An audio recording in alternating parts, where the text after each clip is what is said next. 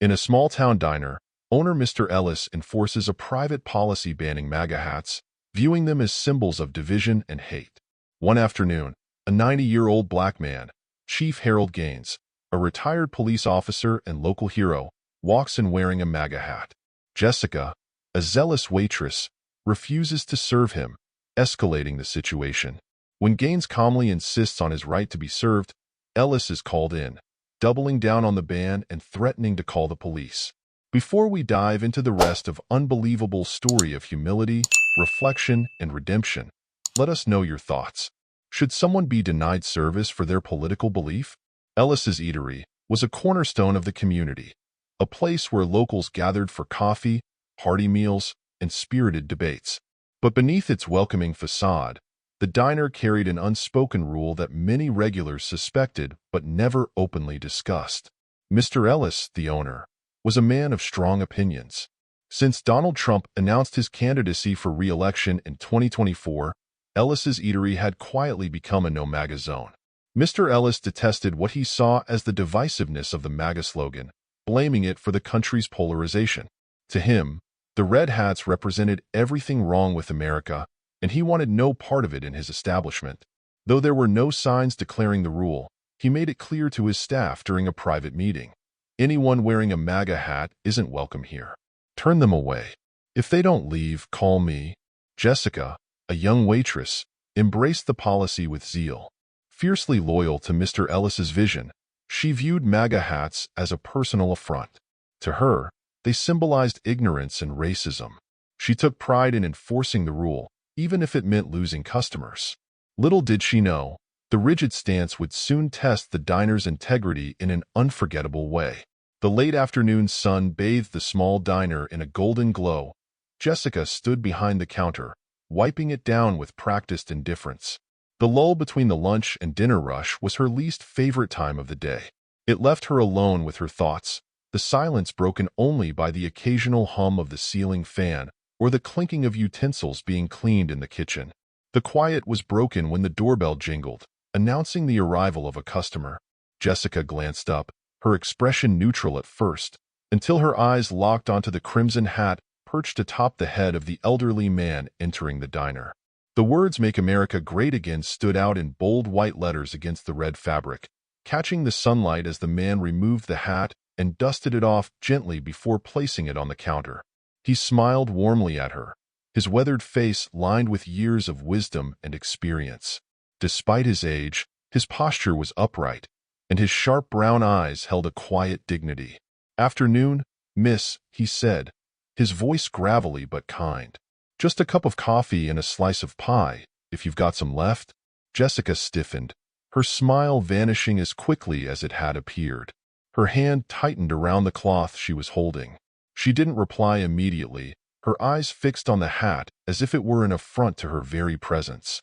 "Sir," she began tersely, her voice losing its earlier politeness, "we don't serve people who wear that." The old man raised an eyebrow, momentarily confused. "Wear what, miss?" She pointed at the hat, her gesture sharp and accusatory. "That. Your hat. We don't allow MAGA hats in here." The man blinked, his expression softening into one of quiet amusement. He reached out and gently tapped the counter with his fingers.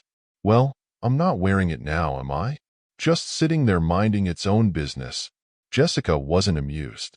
She crossed her arms and straightened her posture, trying to look more authoritative than she felt. "Doesn't matter." The owner made it clear.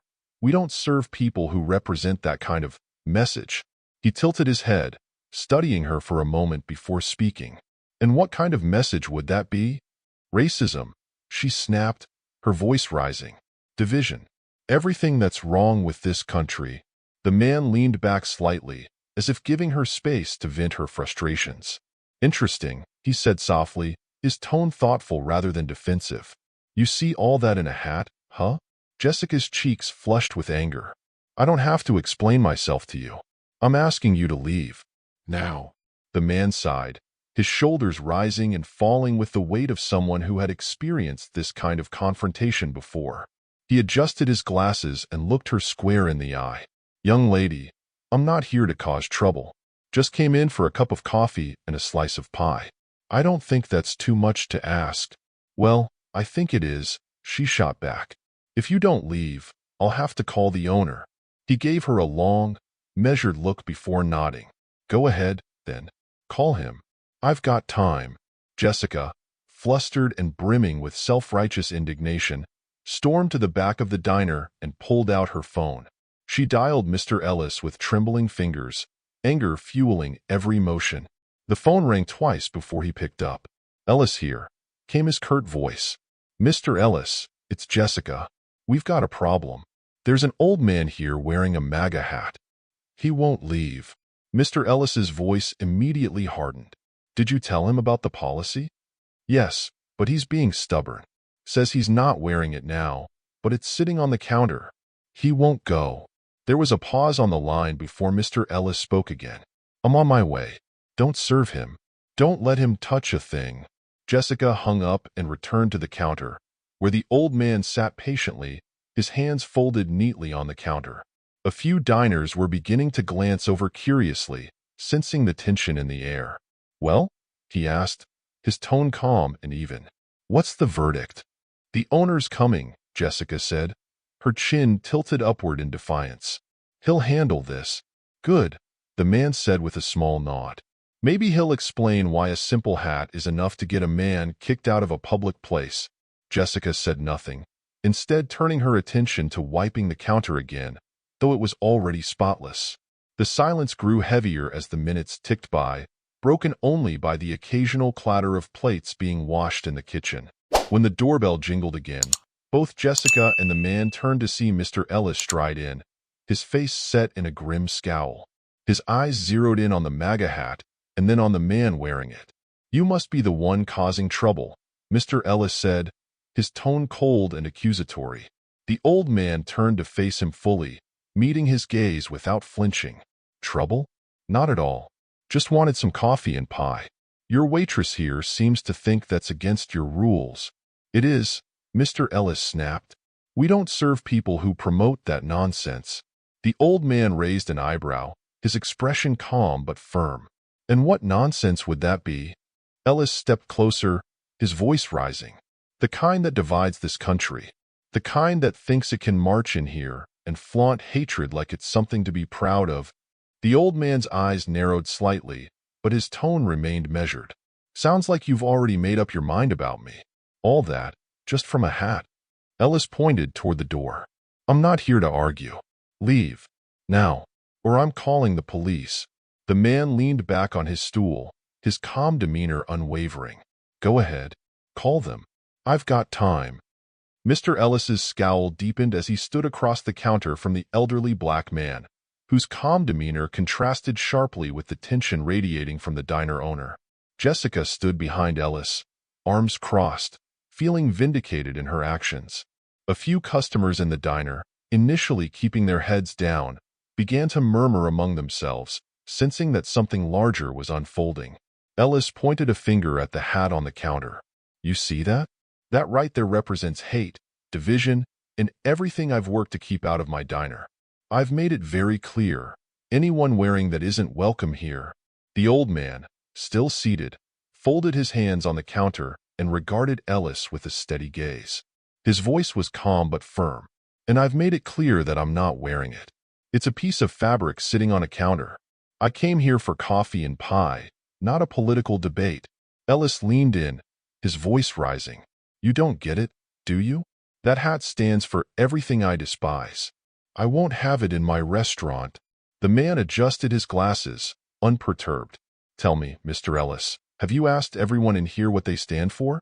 What they believe? Or am I just special because you can see my opinions on my head? Jessica, emboldened by Ellis's presence, interjected. You're the one who chose to walk in here with that hat. You knew what kind of reaction you'd get. Don't act surprised. The old man glanced at her, his expression softening just enough to seem almost pitying. Young lady, I've lived through enough years to know that walking into a place with dignity should never be an act of provocation. Ellis slammed his hand on the counter, causing a few patrons to jump. I'm not going to argue philosophy with you. Leave now, or I'll call the police. The man leaned back in his stool, his posture relaxed but his tone carrying an edge of quiet authority. Do what you feel you need to do. Ellis, his patience worn thin, pulled out his phone and dialed the police. The room fell silent as the patrons listened to him recount the situation in clipped, angry tones. Yes, I've got a man here trespassing in my diner. He's refusing to leave after being asked multiple times. Yes, he's wearing one of those hats. That's right. Send someone quickly. Hanging up the phone, Ellis looked at the man with triumph. They're on their way. Let's see if you're as calm when the cops show up. The old man chuckled softly, shaking his head. You'd call the law over a hat? Sounds like you're the one making a scene. A ripple of unease spread through the room as the other customers whispered among themselves. Some recognized the old man, their eyes widening as they pieced together his identity. Others, unfamiliar with him but sympathetic to his calm demeanor, began to shift uncomfortably in their seats. The tension was palpable, hanging heavy in the air. Jessica, sensing the unease, whispered to Ellis, "Maybe we should just let it go. This is getting out of hand." Ellis shot her a glare. "We have rules, Jessica. We don't bend them for anyone." Minutes later, the sound of a car pulling up outside drew everyone's attention. A tall, uniformed officer entered the diner, his face unreadable as he scanned the room. His eyes landed on the old man, and for a moment, his professional demeanor slipped. "Chief Gaines," the officer said, his voice filled with a mix of surprise and respect. The old man smiled warmly and stood, extending a hand. "Daniels, good to see you again." Officer Daniels took the hand and shook it firmly, his posture straightening as if he were addressing a superior. "It's been too long, sir. What brings you here?" Ellis's jaw dropped, his face reddening. "Wait, what? You know this man?" Daniels turned to Ellis, his expression cooling. "Know him? He's retired police chief Harold Gaines.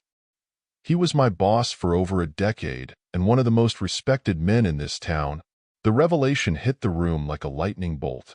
A few gasps echoed from the other diners, and Jessica's face went pale. Ellis, on the other hand, sputtered in disbelief. "But he's wearing that hat. He can't just—" Daniels cut him off, his tone sharp. "Mr. Ellis, Chief Gaines is a decorated veteran and a lifelong servant of this community. If anyone deserves respect, it's him. And a hat doesn't change that." Ellis's outrage flared. "But he's breaking my rules.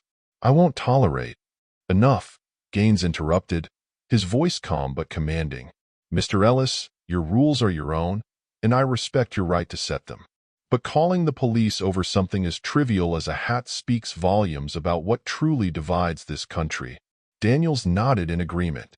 "Chief Gaines has always been about unity, Ellis. He's the reason a lot of us wear this uniform with pride." The silence in the diner was deafening. Ellis looked around, realizing that many of his customers were now glaring at him, their expressions ranging from disappointment to disgust. Jessica, still frozen behind the counter, seemed to shrink under the weight of the moment. Gaines placed a hand on Danielle's shoulder. "Thank you, officer. I appreciate you coming out here. Let's not waste any more of your time." Daniels hesitated. "Are you sure, sir?" Gaines smiled. "I've said my piece." As Gaines turned to leave, the room erupted into murmurs, and one by one, the diners began to follow him out, leaving Ellis and Jessica standing in the empty restaurant. For the first time, Ellis realized he might have made a mistake he couldn't undo. As Chief Gaines began to walk toward the door, Mr. Ellis's frustration boiled over. Watching his customers leave in solidarity with the elderly man, he felt his grip on control slipping away. Turning sharply toward Officer Daniels, Ellis's voice rose, desperate and accusatory. "Are you just going to let him walk out like that?" Ellis barked. "He's trespassing. This is my restaurant, and I made it clear. He's not welcome here. You're supposed to uphold the law, not play favorites." Daniels turned slowly to face Ellis, his expression a blend of disbelief and restraint. "Mr. Ellis," he said evenly, "Chief Gaines is not trespassing. He came here peacefully, ordered food, and has caused no disturbance. Your refusal to serve him is your choice, but that doesn't make his presence illegal." Jessica, still standing behind the counter, muttered, "But he's violating the restaurant's policy." "Policy doesn't trump the Constitution," Daniels interrupted firmly. "Chief Gaines has every right to be here, just as much as anyone else." Ellis pointed a trembling finger at Daniels. "You're out of line, officer. If you don't act on this, I'll be reporting you for misconduct." Daniels straightened his posture, meeting Ellis's gaze without flinching. "Go ahead," he replied. "But before you do, think about what you're really reporting. Are you upset because I'm respecting the law, or because you've let your personal bias cloud your judgment?" Ellis's face turned beet red, but before he could respond, Chief Gaines spoke, his voice calm yet commanding. "Daniels, let it go. This isn't worth escalating. Mr. Ellis has made his stance clear." Turning back to Ellis, Gaines continued, his tone steady but edged with disappointment. "Mr. Ellis, I've spent my life serving this town, protecting the rights of people, no matter who they were or what they believed. You think that hat defines me, but it doesn't. It's a symbol of my belief in the ideals that make this country great: respect, freedom of speech, and the right to disagree without fear." Ellis opened his mouth to argue, but Gaines held up a hand. "You don't have to serve me, Mr. Ellis, but you've shown this town exactly who you are today." Daniels nodded solemnly. "And they'll remember." As Gaines walked out, several customers followed him, leaving the once bustling diner eerily empty.